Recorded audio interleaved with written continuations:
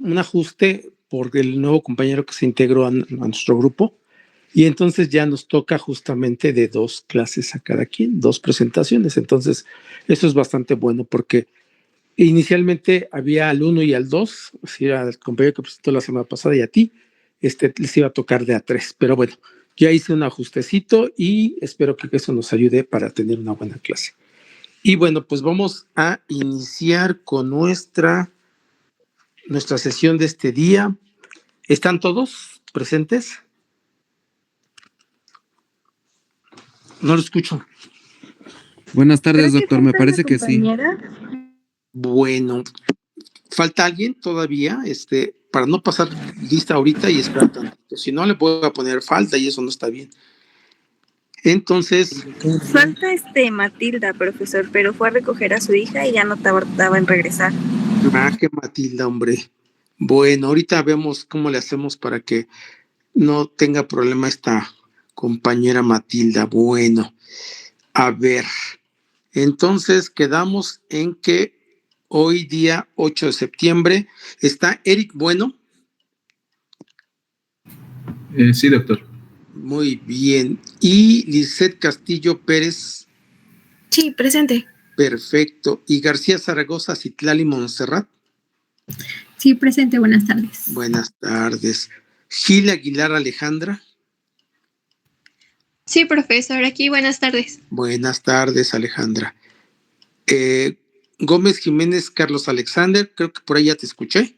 Presente, Doc, buenas tardes. Hola, ¿cómo estás? Qué bueno. Hernández Campuzano Matilda, ¿todavía no llega? No. No. Está bien. Bueno. López Sánchez José Samuel. Presente, doctor, buenas tardes. Buenas tardes, Sam. Melgarejo Hernández Enrique. Aquí mismo. Muy bien. Oropesa Aguilar Elizabeth Astrid. Presente, profesor. Buenas tardes. Buenas tardes, Astrid. Peláez Soto Carlos, ¿estará presente? Presente, buenas tardes. Buenas tardes. Ramos Aragón William Gabriel. ¿Qué tal, William? Urbina Medina Eduardo. Presente, buenas tardes. Buenas tardes. Lalo. Vázquez Diego Carla Itzel. Presente, buenas tardes. Buenas tardes. Y finalmente Verás Hernández Maui Yacel. ¿Así lo dije presente, bien? Doc. Buenas tardes. Sí, Jacel. Jacel, bueno, perdón, es que yo no estoy muy habituado así. Otra cosa, por ahí alguno de los compañeros se acercó para decirme de las guardias que quieren hacer conmigo. Les repito, hay 2 opciones. Una es en el hospital del Iste, que está en Tultitlán, está muy cerca de la estación del tren suburbano que se llama Tultitlán. De ahí pueden irse caminando o tomar una combi, los deja frente al hospital. Esa es una opción. Y ahí podemos ir los lunes, los miércoles y los viernes a partir de las 8 de la noche. Ventajas, pues hay más oportunidades, está más cerca. El hospital cumple con lo necesario, tiene muchos pacientes. Desventajas, hay internos y hay residentes, entonces pues eso, si ustedes lo saben aprovechar, es una ventaja porque van a aprender de ellos también. Una desventaja porque pues no van a hacer muchas cositas, pero sí curaciones, tomas de muestras, acudir a las interconsultas y si me toca operar, hay cirugía. Estas 2 semanas que vienen a partir de hoy, de este lunes, miércoles, viernes y la otra semana igual, voy a estar yo solito, así es de que voy a operar todos los días. Normalmente a mí me toca operar los lunes, pero ahora como está de vacaciones el compañero, pues bueno, finalmente me toca todos los días, así es de que están invitados. ¿Qué se necesita? Pues querer ir de blanco, llevar pues, su identificación de la escuela, decir que son mis alumnos y que vienen a hacer una guardia, y se acabó, llevar un uniforme quirúrgico y no llevar cosas de valor, o sea, nada más lleven en una bolsita chiquita su uniforme quirúrgico, unos pesos, unos 100 pesitos para lo que quieran comprar o cosas así, y sobre todo que sus padres estén enterados y den el visto bueno a través de una cartita que me envíen. Doctor Cortés, estoy enterado de que mi hijo va a ir a una guardia de tal a tal hora, tal día, con usted, doy mi visto bueno y todo eso. ¿Por qué razón? Porque yo, como ustedes, yo ya pasé el 8º semestre de medicina y me sé todos los truquitos que hay. Yo pasé eso hace como 30 y tantos años, entonces me sé los trucos de ese entonces, de ahora y los que vendrán. Y entonces eso puede dar pie a que se vayan de parranda y pueda pasar un problema. No me importa si van de parranda o lo que quieran, pero me preocupa la seguridad y yo no voy a ser la causa de que no haya seguridad. Los llevan al hospital y los recogen. Ahora, del otro lado, del lado del hospital de Zumpango, es un hospital más bonito, que tiene muchos pacientes complicados. Ahí hay un pequeño problema. Los días domingos, de las 8 de la mañana a las 2 de la tarde, llegan alumnos de 6º semestre de una escuela que se llama Escuela Libre de Homeopatía. Ellos están allá, son muy trabajadores y bueno, pues ya se ganaron un lugarcito allá. Los domingos pueden ustedes ir el sábado, de ahí estoy de las 8 de la mañana a las 8 de la noche y igual yo opero con mi compañero, vemos muchos pacientes, tenemos como 19, 20 pacientes de cirugía, tenemos las urgencias, tenemos la unidad de quemados, tenemos la terapia de quemados, la terapia intensiva, el piso, el quirófano, hay muchas cosas por hacer, entonces de la misma forma tienen que ir así con nada, o sea, nada más el uniforme, van de blanco, su identificación y hay manera de que entren. Entonces organicen y me van presentando sus propuestas para el que quiera ir, que bueno, y el que no hay ningún problema. La calificación no tiene ningún cambio si van o no van. Lo único que quiero es que aprendan a ser médicos, porque ahora ya, antes los médicos íbamos a hacer guardias desde tempranito y nos las pasamos en el hospital y ahora ya hay gente que ni le gusta ir al hospital, entonces ¿para qué quiere ser médico? Los médicos se hacen con el paciente, no se hacen en un escritorio ni haciéndose majes, ni tomándose selfies. Así es de que es una buena oportunidad para que aprendan algo diferente. Dicho lo anterior, pues entonces vamos a empezar nuestra clase. Doctora Lisette, ¿pudieras iniciar? Sí, claro, doctor. Gracias. Estaba esperando aquí para prender mi micrófono y ya pasarme a la otra pantalla. Adelante, mi doctora. Tienes... ¿Listo? ¿Ya pueden observar mi pantalla completa y me escuchan bien? Yo te escucho muy bien y la pantalla también. Entonces, Ok. vamos a escucharte. Ajá.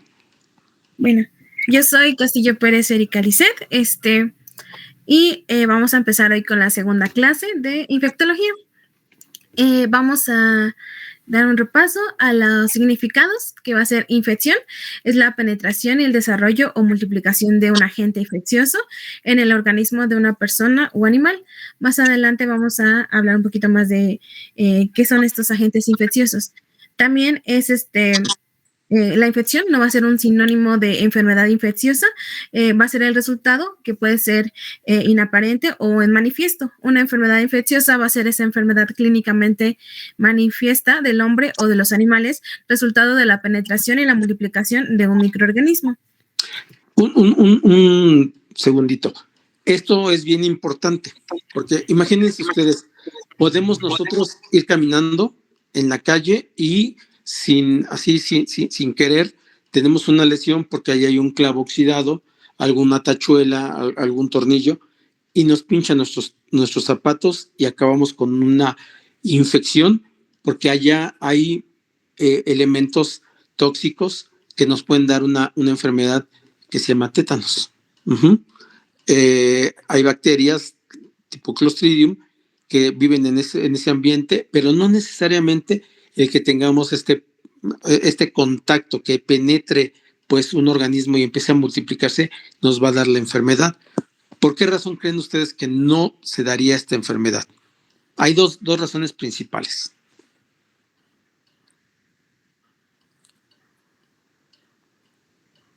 ¿Por qué de esta infección, de esta penetración de este microorganismo patógeno no avanza de la infección, o sea, de la presencia de este microorganismo en nuestro cuerpo y se impide la diseminación que nos da todos los síntomas clínicos del tétanos? ¿Cuáles serían las dos causas? El sistema inmune. Exactamente, sería la primera causa y sería una barrera pues propia de nosotros. O sea, es una barrera natural, ¿verdad? Ya hablaremos de eso. ¿Y cuál sería la otra? También podría ser por vacunación. Tiene que ver con la vacunación, sí, eso es una situación, pero ¿cuál sería porque la vacunación tarda en hacer efecto y pues ya la tiene uno, pues bueno, tiene uno un gran paso, pero ¿cuál sería el segundo mecanismo inmediato para que este problema no se haga tan importante? A lo mejor el ambiente en donde está la bacteria, un anaerobio, pues no sobrevive en un lugar con mucho oxígeno. Eso puede ser, pero asumamos de que fue el anaerobio inoculado en nuestro cuerpo. ¿Cuál sería la otra cosa? Ya el compañero platicó acerca de que hay barreras como nuestro sistema inmunitario, que es perfectamente claro el concepto y es perfectamente correcto lo que dice, pero ¿cuál sería el otro? Este sería ya algo que nosotros lo traemos los mexicanos, los chinos, los pakistaníes, todo el mundo tiene ese sistema inmunológico, pero que todo el mundo no puede tener o puede o no tener acceso a esa situación que pudiera modificar de una infección a una enfermedad infecciosa. ¿La susceptibilidad? Puede ser la susceptibilidad, pero eso tiene que ver con el sistema inmunitario, ¿verdad? O sea, puede ser que nosotros tengamos un sistema inmunitario débil porque pues no tenemos una buena alimentación, por muchas razones, ¿verdad? Pero ¿cuál sería el otro factor que impediría así, sin lugar a duda, de que la infección se haga más grande, se haga una enfermedad muy importante? ¿Alguna inmunosupresión o enfermedades autoinmunes? Eso provocaría que se desarrollara, pero ¿qué impediría que una infección? Cito el ejemplo del clavo, te picó, ¿qué es lo que vas a hacer luego? Te vas a lavar perfectamente, vas a permitir que tu sistema inmunitario actúe, pero ¿cuál sería el siguiente paso? ¿Qué hacemos nosotros los médicos? Pues el fármaco, el exacto tratamiento. Dar un tratamiento con antibióticos, ¿verdad? Con antivirales, con antiparasitarios, antifúngicos. Entonces, esa línea de cobertura de medicamentos, la farmacoterapia, sería la otra causa que no progrese esta enfermedad, esta infección, con este contacto con ese agente patógeno a una enfermedad ya desarrollada, que tenga síntomas y que tenga una evolución propia. Muy bien, compañeros.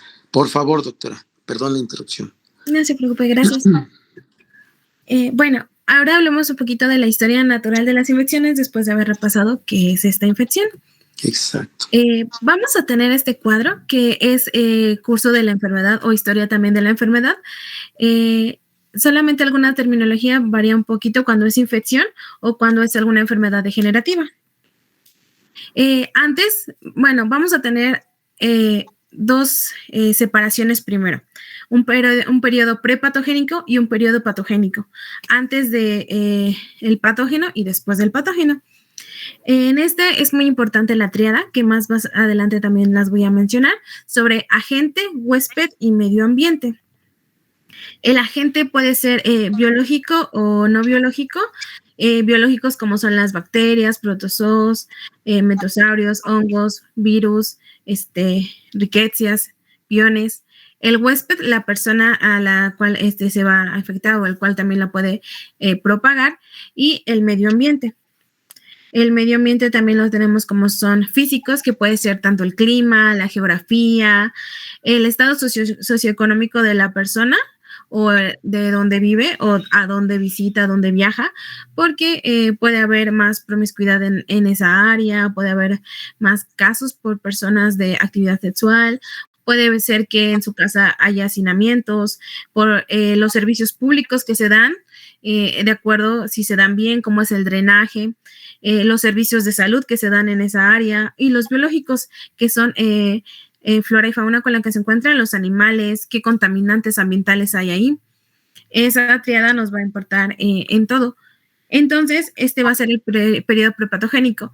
En ellos vamos a tener lo que es la prevención primaria, el fomentar la salud y la protección específica de acuerdo al entorno en que se encuentren o los agentes que podamos encontrar en esa parte. Cuando la persona ya estuvo estimulada a este patógeno, pasan a el periodo patogénico. Entre ellos vamos a tener el periodo de latencia, perdón, Sí. y también va a ser conocido como un periodo de incubación, que es cuando este patógeno todavía no nos da estos síntomas, pero está en proceso. Lo que va a dividir de la etapa subclínica, que es sin síntomas, a la etapa clínica va a ser esa línea roja que dice horizonte clínico, que es el periodo prodrómico, que el periodo prodrómico es cuando el paciente ya va a presentar los primeros signos y síntomas de lo que es esta enfermedad. Dentro de este curso de la enfermedad o curso de la infección, vamos a encontrar entonces primero periodo de latencia, estos cambios tisulares, y este horizonte clínico que nos da la separación al periodo prodrómico, que van a ser los primeros síntomas. En este ya van a estar los síntomas característicos. Los signos y síntomas ya van a ser característicos. En el prodrómico van a ser síntomas todavía inespecíficos. Después de eso, va a haber el defecto daño hasta llegar a un desenlace. El desenlace o resolución puede ser dependiendo a lo que se esté enfrentando, desde algo crítico como puede ser una muerte, un fallecimiento, o que la persona tenga secuelas, sean crónicas, o se pueda sanar. Eso depende de el agente al que nos enfrentamos. Entonces, en este periodo patogénico vamos a tener la prevención secundaria, que nos ayudaría un diagnóstico precoz y un tratamiento oportuno, que sería un tratamiento inmediato, limitar lo más posible el daño, y en caso de pasar a la prevención terciaria, que es cuando ya es la resolución o el desenlace, si la persona tiene alguna secuela o va a tener una enfermedad crónica degenerativa, se le va a tener que dar esta rehabilitación o esta prevención terciaria, que sería la rehabilitación. Si me fui muy rápido me pueden decir, o si les quedó duda igual me pueden decir, ¿eh? Me parece que bien explicado, doctora. Sí, y tu gráfica, bueno, otra cosa, perdón, otra vez.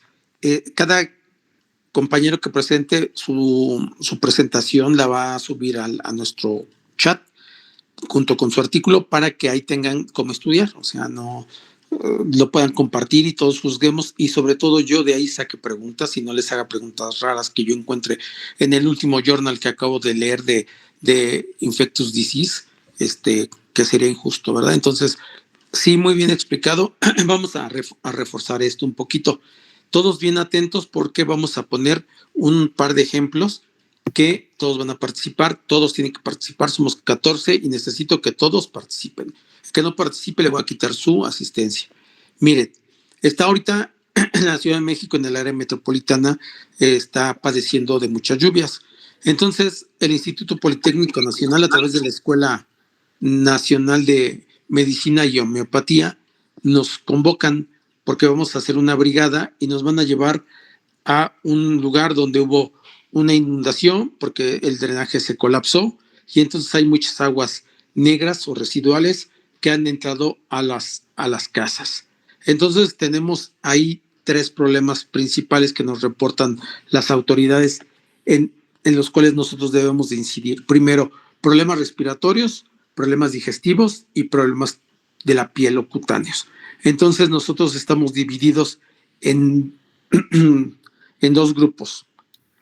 Uno se va a hacer cargo de los problemas digestivos y otro se va a hacer cargo de los problemas de la piel. Entonces, quiero que abarquemos nosotros, un grupo de compañeros, los problemas digestivos. Entonces, ¿cuál sería, digamos así, dentro de la historia natural de la enfermedad, durante el periodo prepatogénico, el estímulo para problemas digestivos?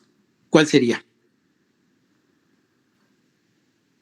La ingesta de justamente de bacterias acompañadas por las aguas negras.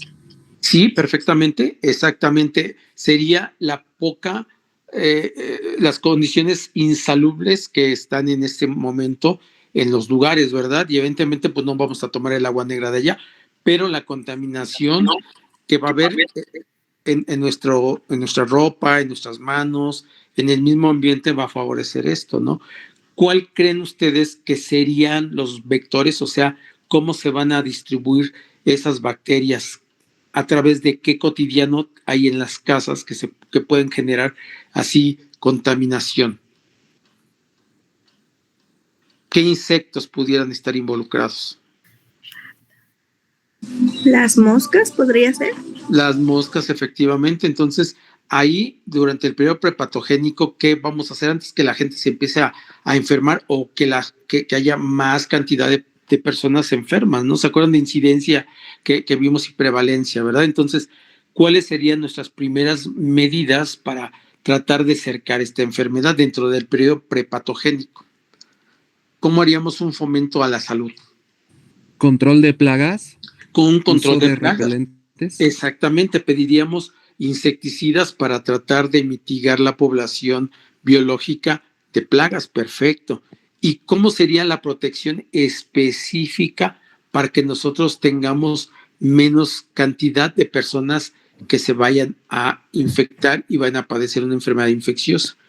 Ya controlamos con insecticida y bueno, pues ya llegó las máquinas Baxter que sacan el agua, ya se barrió allá un poquito. ¿Qué haríamos así como prevención específica contra este tipo de bacterias? ¿Cuáles bacterias creen ustedes que estén las más involucradas? Escherichia coli, Exactamente. Salmonella, tal vez, Shigella. Muy bien, compañero, muy bien, muy bien. ¿Y qué haríamos nosotros para tener una protección específica contra estos microorganismos? A lo mejor profilaxis.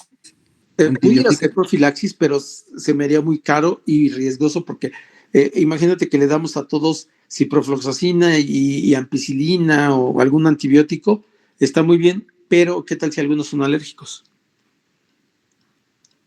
¿Cuál sería una medida universal que pudiera generar que tengamos más control sobre esta situación? Nosotros estamos allá y tenemos que organizar, tenemos que dar información. Y la autoridad nos va a ayudar. Por eso. ¿Cómo? Perdón, no escuché. Decía que hervir, por ejemplo, frutas y verduras, desinfectar con cloro o yodo los alimentos, lavado de manos. Excelente, excelente. Esas medidas universales de protección nos darían una protección un poquito más específica contra lavado de manos, lavado de frutas y verduras. Y otra cosa que pudiéramos hacer es, si todos tenemos un gran problema en todas las casas, podemos buscar un lugar menos contaminado y tener mejores condiciones de higiene, y hay que comer a las personas, ¿verdad? Por ejemplo, comedores temporales, albergues temporales, donde nosotros podemos controlar. Muy bien, compañero. Muy bien. Y después, ya cuando tenemos el periodo patogénico, ¿qué les vamos a decir a la gente que, pues sin querer, ahí se infectó y va a desarrollar la enfermedad? ¿Cuáles serían las medidas iniciales como para decir, bueno, tengan cuidado si aparece qué cosa? Síntomas digestivos, ¿no? Como diarrea, malestar estomacal, etcétera. Dolor, fiebre, diarrea, náusea, vómito, todo esto nos permite hacer un diagnóstico más temprano, decirle, oigan, ¿saben qué? Seguramente en el transcurso empezamos en el día 0 nosotros y contamos unos 5 días, en una semana y media, ustedes fíjense que no tengan náusea, vómito, fiebre, dolor en la cabeza, articulaciones, es decir, les recetamos el cuadro clínico y si es esto, vengan inmediatamente y ahí ya podemos tomar medidas como aislar en cultivos de evacuaciones o de sangre, toma de muestras de los alimentos para aislar cuál es la bacteria y darles el tratamiento oportuno, ¿verdad? Y acá con esta situación vamos a limitar el daño, ¿sí o no? Sí. Sí, ¿por qué? Porque va a haber una limitación de la enfermedad, pues, de que avance a un periodo de etapa clínica. Exactamente, compañero. Sí, tienes toda la razón. Fíjate que aquí es bien importante aquello que dicen que el mejor movimiento es el que hace uno primero, o sea, uno se adelanta y los médicos siempre debemos de pensar por adelantado, o sea, ustedes como médicos con sus pacientes deben de pensar no lo que va a pasar el día de mañana, sino lo que va a pasar a una semana o a 2 semanas y en base a eso dar tratamientos. Yo cuando opero a un paciente, antes de operarlo, ya debo tener el plan de manejo y la imaginación de lo que va a suceder a una semana. Y cuando se cumple esa semana, debo tener ya preparado y bien claro lo que va a suceder a 2 semanas. Porque si yo estoy viviendo al día, pues el paciente se va a complicar. Entonces estamos limitando el daño y por ende la rehabilitación va a ser menor. ¿Por qué? Porque los problemas asociados, la sintomatología va a desaparecer pronto y los problemas graves, por ejemplo, una deshidratación, una insuficiencia renal aguda, algún trastorno electrolítico, se van a limitar y entonces la posibilidad de algún problema, de una secuela, una complicación, como se conoce coloquialmente, va a ser menor y la rehabilitación, por ende, no va a ser tan necesaria porque van a ser muy poquitos nuestros casos que nos lleven a tomar la decisión de que vaya al hospital, quédese hospitalizado y vamos a darle tratamientos un poquito más complicados, ¿verdad? Muy bien, compañeros. Excelente, excelente, excelente. Al respecto, ¿hay alguna duda?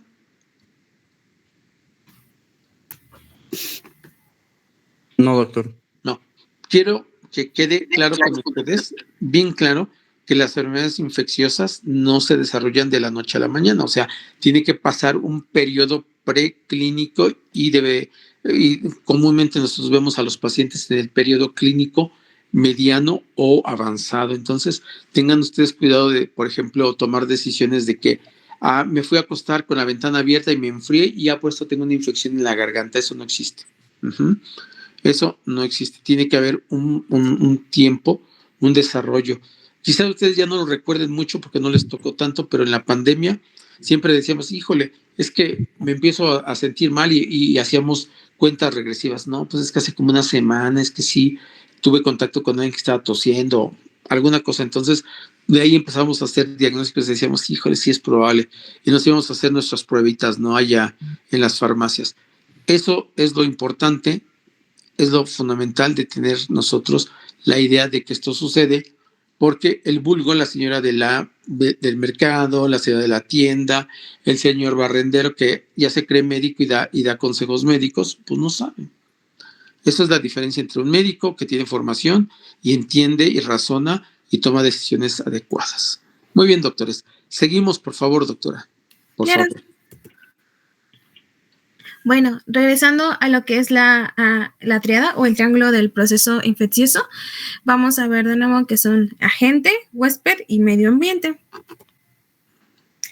Los agentes infecciosos vamos a encontrar que son como los virus, bacterias, hongos, parásitos, que van a contar con elementos o factores de patogenicidad que van a permitir llegar a lo que es el cuerpo humano, poderse introducirse y ya dentro de él poderse replicar o producir ciertas toxinas. Ejemplo de ello sería como el tétanos, el cólera, el botulismo. El cuerpo humano, que va a ser el huésped, pues como lo estuvimos hablando un poquito, va a contar con estos mecanismos de defensa innata, como van a ser las barreras anatómicas de la piel, la acidez que se da en el estómago, la presencia de moco en las vías respiratorias, la flora bacteriana en boca, también en intestinos o en vagina. Ahí también vamos a tener nuestro sistema inmune celular, como van a ser los leucocitos polimorfonucleares y los macrófagos. También vamos a contar con una defensa, la adquirida, que serían las vacunas. Y el ambiente. El ambiente va a ser nuestro tercer parte del triángulo, que pues como lo había mencionado, va a representar las condiciones epidemiológicas que se encuentran para que el individuo, más bien para que el patógeno sea o no sea su crecimiento. Aquí viene más como ya con definiciones. Agente infeccioso, todo organismo capaz de producir una infección o una enfermedad infecciosa. Huésped u hospedero es una persona o animal vivo, incluso aves y artrópodos, que en circunstancias naturales permiten la subsistencia o el alojamiento de un agente infeccioso, el huésped que sirve de vehículo en un vector en el cual el organismo permanece vivo. Y el medio ambiente, conjunto de factores externos, físicos, biológicos, sociales, que rodean al huésped y al agente causal y cuya interacción o desequilibrio propicia la enfermedad. Muy bien, doctora. Una pausa. ¿Quién me dice cuál es la enfermedad más letal que existe actualmente?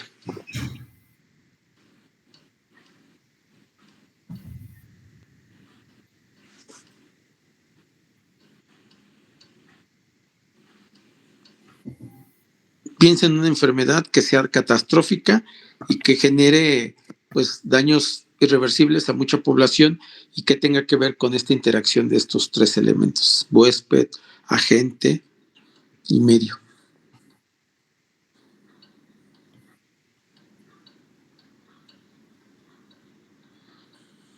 A ver, ¿quién quiere empezar?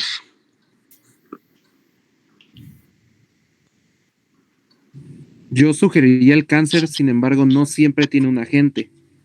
Exactamente, a veces es algo, un producto propio de, digamos, del crecimiento y pues las alteraciones celulares. Sí, tienes razón, es un problema bastante grave y que bueno, hasta la fecha todavía no hay forma de curarlo, ¿no? ¿El VIH, doctor? El VIH pudiera ser una buena enfermedad, pero es consecuencia de la enfermedad a la que quiero que ustedes lleguen.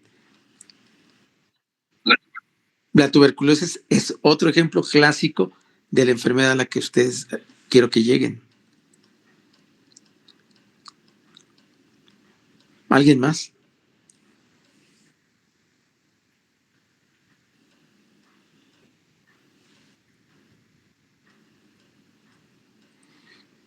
Matilda, ¿ya llegaste?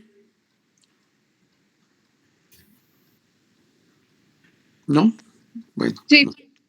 Pues entonces contesta.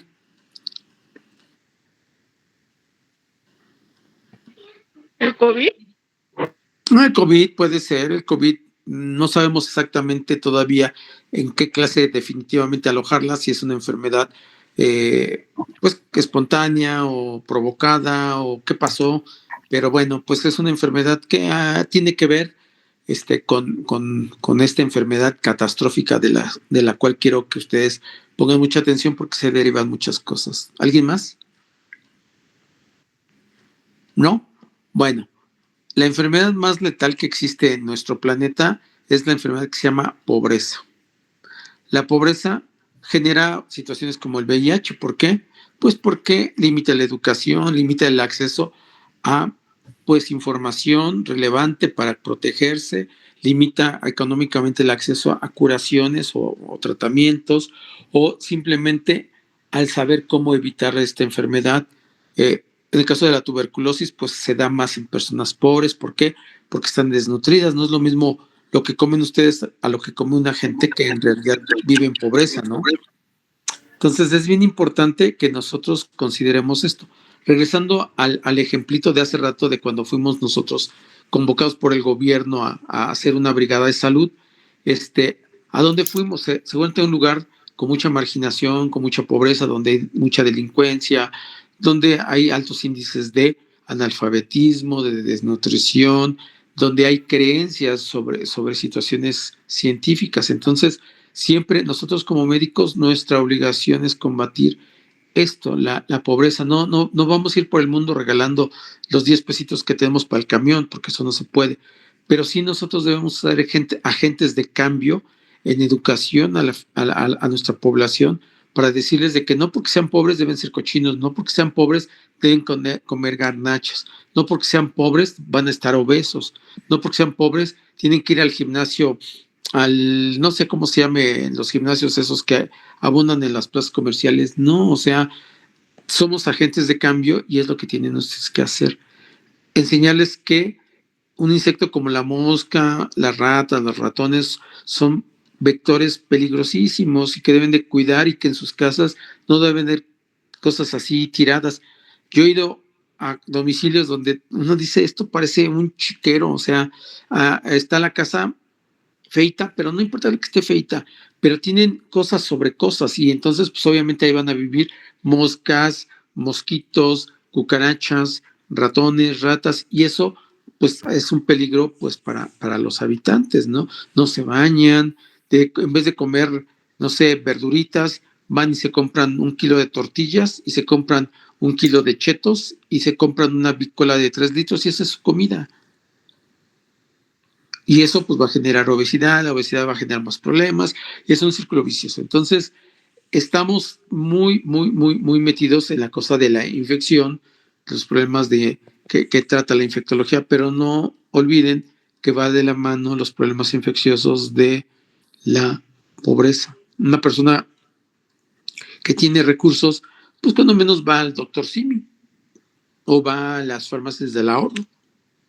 Ya si no va con un buen médico, vaya ahí, pues de alguna manera tiene una atención un poquito mejor o puede comprar aunque sea medicamentos genéricos, ¿verdad? Y no es porque los desdeño. Yo en particular nunca receté un medicamento de patente, todos son medicamentos genéricos porque creo que así debe ser, ¿no? Entonces, la gente debe tener acceso a la salud y yo tampoco tengo tantos recursos como para regalarles la atención. Puedo regalarles mi consulta, más no mi atención. Entonces, es importante que ustedes consideren esto. Doctor, adelante, por favor. Claro, doctor.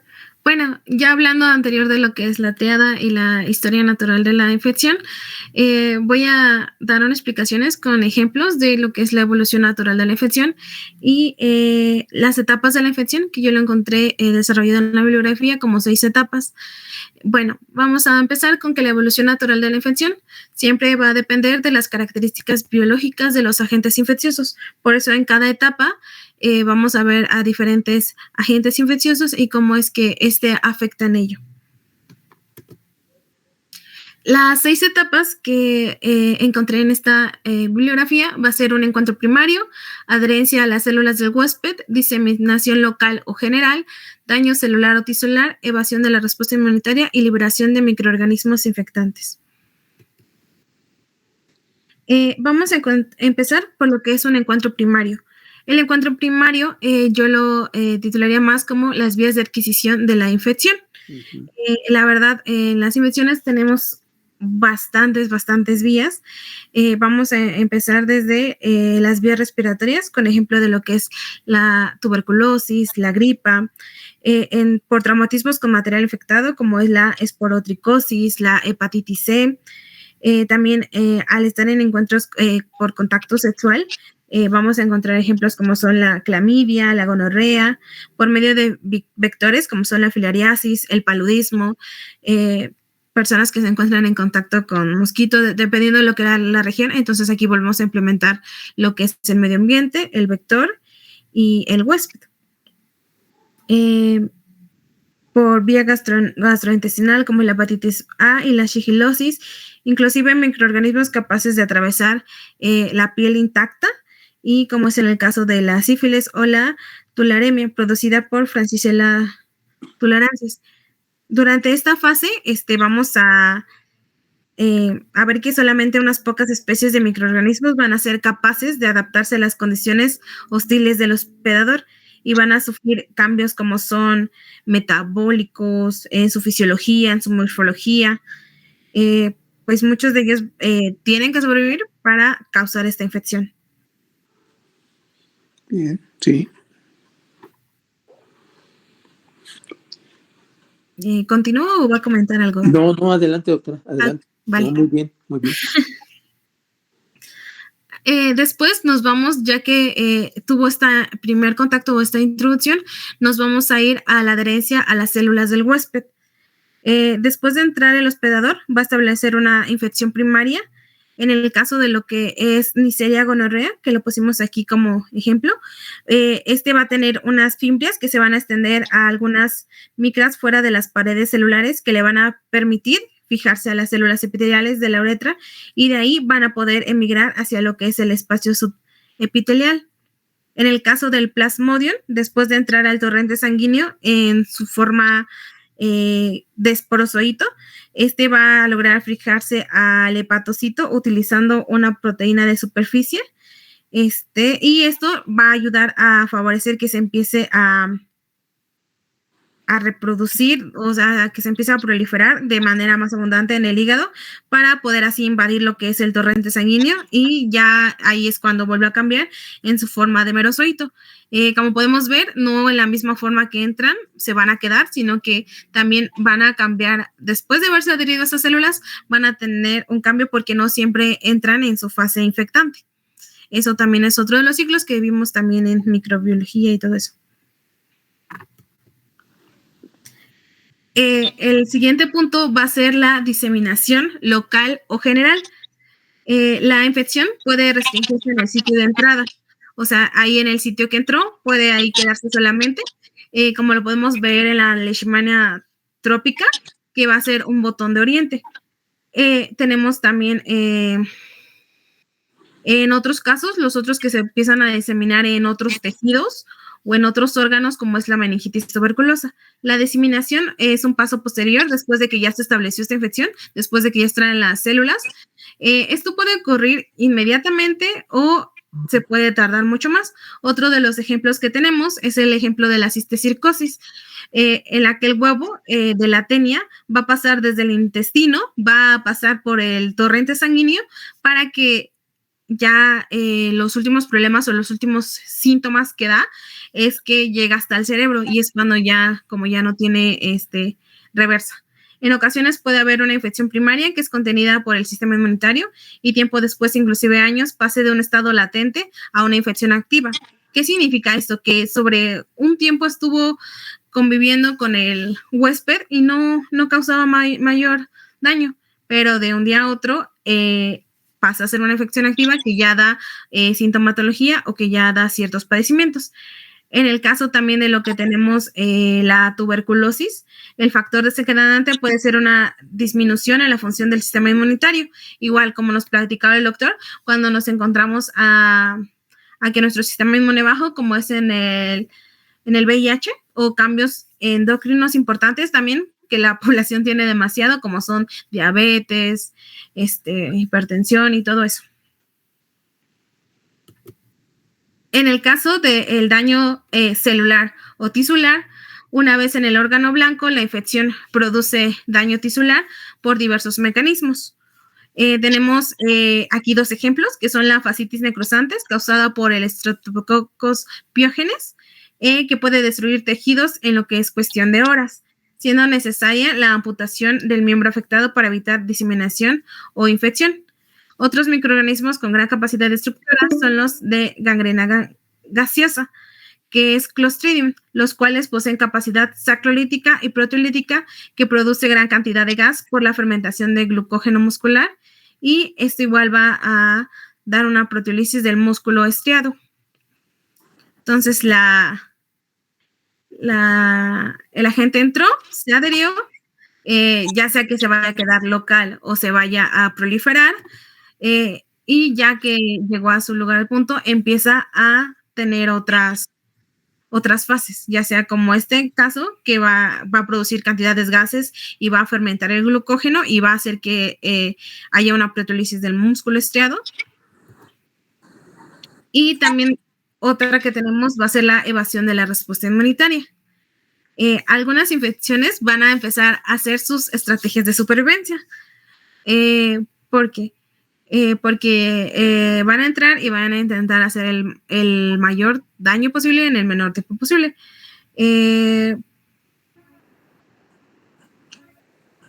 Perdón. En este caso tenemos infecciones rápidas versus infecciones lentas, como es la enfermedad de Hansen, y la estimulación constante del antígeno, como el Trypanosoma brucei. En la enfermedad de Hansen, la respuesta inmunitaria no ha sido capaz de eliminar la infección, inclusive ha sido extenuada por estimulación constante de lo que son los antígenos o de superficie en cambio continuo. Y en Trypanosoma brucei o enfermedad del sueño también lo encontramos. Por último, tenemos la liberación de microorganismos infectantes por parte del hospedador. No todas las infecciones van a pasar por todas las etapas que les mencioné anteriormente. En algunos casos, los microorganismos tienen ciclos biológicos interruptos, como es en el caso de la cistecircosis. El ciclo biológico normal de este hospedero se altera en el ser humano y las larvas quedan atrapadas en lo que son los tejidos. En otros casos, la infección va a proliferar a microorganismos que son capaces de liberarse de los tejidos infectados y van a encontrar una vía de entrada en otro hospedador. Un ejemplo de ello es cuando se va hacia lo que son los pulmones. A partir de estos, se expelida al exterior en forma de gotitas o de saliva. A partir de esto, se va a hacer un ciclo de infección neumónica y se va a poder propagar rápidamente entre lo que es la población. Y por último, pues lo que habíamos hablado, la respuesta del huésped. La genética humana va a participar mucho, ya sea que sea más susceptible o sea más resistente a ciertos agentes. El HLA-DR2 produce una susceptibilidad en la tuberculosis y en el caso contrario está la mutación delta 32 que confiere una resistencia a la infección o progresión de que es el VIH. De la interacción de estos factores, el herpes virus también va a tener una latencia prolongada con posibles reactividades u oncogénicas, ya sea que el paciente ahora sea más resistente o menos resistente a las enfermedades. Y de la exposición sería todo. Muchas gracias, doctora. Muy bien, muy bien, muy bien. Clarito el asunto. No sé si compañeros tengan ustedes alguna pregunta, alguna duda al respecto. No, doctor. Muchas gracias. Bueno, entonces, doctora, ¿nos puedes presentar tu articulito porque ya se está acabando el tiempo? Claro, perdón, Por no favor. escuché la alarma. Sí, no te preocupes, doctora. Tú tranquila, tú. Ajá. Bueno, en este artículo que encontré es la historia natural de la infección urinaria no complicada sin antibióticos. Como bien lo dijo el doctor, es importante saber cuándo dar estos antibióticos, también por lo que es la resistencia. Entonces, como resumen, va a abordar la evolución natural de las infecciones urinarias cuando no están siendo complicadas. Como estas infecciones de urinario son comunes, solamente vamos a ver cuál es su eficacia de cuando se les da un fármaco o cuando se les daba un placebo. El objetivo va a ser determinar cómo evolucionan los síntomas sin tratamiento antibiótico. Se van a identificar 3 ensayos aleatorizados que incluyen a mujeres con las infecciones no complicadas que reciben placebo. Se observa que algunas mejoran o se liberan de los síntomas espontáneamente, principalmente en los primeros 9 días. Sin embargo, otras no van a mejorar o van a empeorar, aunque la tasa de complicaciones graves va a ser baja. Los hallazgos sugieren que retrasar la prescripción del antibiótico puede ser una opción viable, ya que muchas infecciones se resuelven por sí solas. Existe incertidumbre sobre la duración exacta de los síntomas y la tasa de recuperación sin antibióticos, lo que desata la necesidad de más investigación. Se realizó una revisión sistemática de ensayos controlados aleatorizados en lo que se administra placebo a mujeres con infecciones no complicadas. Se analizaron datos sobre la duración del síntoma, la mejoría, el empeoramiento y los efectos adversos. Los resultados fueron que aproximadamente 1/3 de las mujeres mejoran espontáneamente en los primeros 7 a 10 días, entre el 16 y el 39% no mejoran en 6 semanas y la progresión a pielonefritis fue rara. La revisión sugiere que muchas infecciones no complicadas en mujeres pueden resolverse sin antibióticos, aunque algunas requieren tratamiento debido al empeoramiento de los síntomas. Se necesitan más estudios para poder comprobar mejor la historia natural de estas infecciones y evaluar tratamientos no antibióticos. Implicaciones para la plática. Los hallazgos fueron a ayudar a médicos a tomar decisiones más informadas sobre el uso de antibióticos y a discutir con los pacientes las posibles opciones del tratamiento y la evolución esperada de la enfermedad. Para eso nos sirve conocer la historia natural de la enfermedad que nos estamos enfrentando. Efectivamente, doctora, perdón por interrumpir nuevamente, y la importancia que me parece que el artículo nos da es que precisamente nosotros tenemos mayor o menor susceptibilidad, depende de nuestras condiciones inmunológicas, y durante la historia de la humanidad, pues es reciente el uso de los antibióticos, no tendrán más allá de 70 años, ¿no? Acuérdense que en la Segunda Guerra Mundial había sulfas nada más, y bueno, llegaron después las penicilinas y entonces empezaron más desarrollos de antibióticos, pero contemos de 1930 a la fecha, estamos cumpliendo 100 años con antibióticos. Y antes, ¿cómo se curaban los enfermos antes? Pues dependía de su estado de salud, ¿verdad? Sus condiciones de fortaleza física, de su estado nutricional, de muchas cosas, ¿no? Entonces, es muy importante lo que resalta del artículo y lo que yo entiendo que quieres darnos a entender, doctora, es que pues no todos los medicamentos son para todos los pacientes, ni todas las enfermedades requieren medicamentos. Hay que ser precisamente médico. Y desde mi punto de vista, y eso es bien importante, creo que nosotros estamos haciendo una situación muy, muy seria en tomar la carrera de medicina y ser médicos. Ser médicos es como ser un sacerdote, es casarse, es vivir, ser parte de el estado de salud de enfermedad de nuestra población y nuestra obligación es ser como sus pastores, de decirle, oye, tienes que bajar de peso, oye, tienes que comer mejor, oye, debes de dejar de fumar, cosas así, para que el estado de salud que Dios nos da a través de nuestra naturaleza, pues permita que muchos ni siquiera requieran medicamentos. O sea, ser médico no es recetar 40 medicinas. Ser médico es tomar la mejor decisión y jugar con los alimentos, jugar con pues el conocimiento que tenemos para darle la mejor opción. Hace unos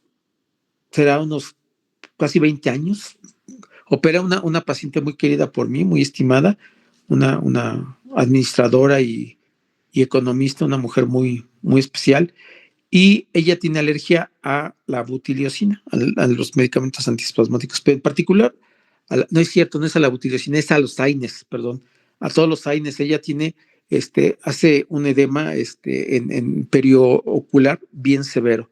Bueno, pues la operé y tenía dolor, ¿no? Entonces, ¿qué teníamos de opciones para quitarle el dolor? Tenía dolor de cabeza. ¿Cuáles son los medicamentos para el dolor de cabeza? Pues AINES, ¿no? Con cafeína, o sea, paracetamol, diclofenaco, alguna cosa así, pero eso no le podemos dar. Y cafeína, pues podemos conseguirle con café, ¿verdad? Pero está en un hospital. Y la manera en cómo le controlé el dolor de cabeza fue mandándole una Coca-Cola. ¿Por qué? Por sus condiciones clínicas, una mujer que hacía ejercicio, corría 10 kilómetros todos los días, estaba en peso, estaba en forma, no le iba a hacer daño una Coca-Cola, porque era más riesgoso mandarle algún medicamento, y con eso se le quitó el dolor de cabeza.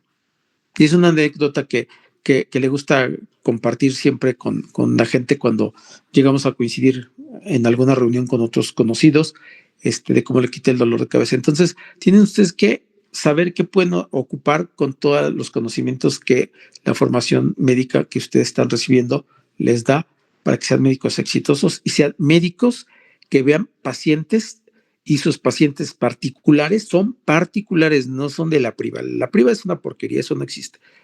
Sus pacientes particulares vayan con ustedes y los busquen como si buscaran a su papá o a su mamá o a su abuelito para recibir una orientación adecuada con respecto al uso de medicamentos y el uso de alimentos y otras terapias para que ellos estén bien. Repito, un médico no es el que receta medicamentos. Muchas veces la mejor receta es la que no lleva ningún medicamento. Entonces, pero depende del conocimiento. El médico que sabe puede hacer eso. El médico que no sabe le pone 50 medicamentos. Yo he visto recetas de médicos que le ponen un antiviral, un antibacteriano, un antiprotozoario, le ponen un medicamento antiinflamatorio, le ponen esteroides para una faringitis. O sea, es absurdo. Ahí lo que demuestran es que no tienen ni idea de lo que está pasando. No son ustedes del montón. Muy bien, doctores. Bueno, pues entonces les voy a pedir un favorzote. Recuerden que la doctora, si puedes mostrarnos las fases de la historia natural de la enfermedad, nos regresas a tu presentación, por favor. Les voy a pedir un favorzote. Regresa, doctora, por favor. Doctora Itzel. No, adelántalo, no te regreses tanto. Adelante, ya ves que hay 6 fases que tú encontraste, ¿te acuerdas? Esa es la que quiero que los... esta mera. Miren, compañeros, etapas de la infección. Quiero que hagan, así como está el esquema que la doctora nos presentó, quiero que hagan o desarrollen estas etapas de la infección así, sucinto.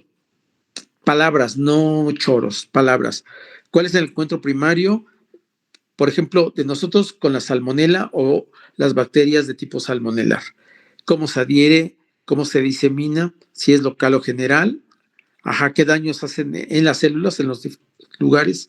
¿Cómo es la respuesta de nuestro cuerpo?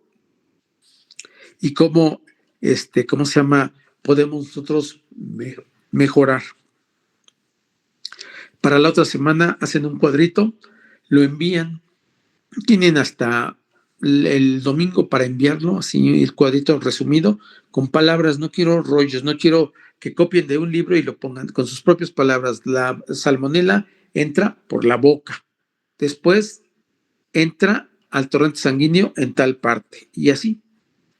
Cosas muy, muy, muy, muy sencillas, porque eso les va a permitir distinguir enfermedades infecciosas de tipo intestinal. Muy bien, doctores, pues si no hay más, nos saludamos la próxima semana. No olviden enviarme su tarea. Aquí la estaré esperando para calificarlos. Acuérdense que todas las participaciones, todas las tareas, todas las presentaciones ayudan, porque es común que en el examen saquen 9 y quieren tener 10, o saquen 8 y quieran tener 9 o 10. Y yo les puedo ayudar si tengo evidencias, porque el Instituto Politécnico Nacional y la Sociedad Mexicana me van a preguntar a mí cómo es que el doctor fulano de tal tuvo ese 10. Y si ustedes me dan maneras de cómo, yo podré justificar muy bien su 10.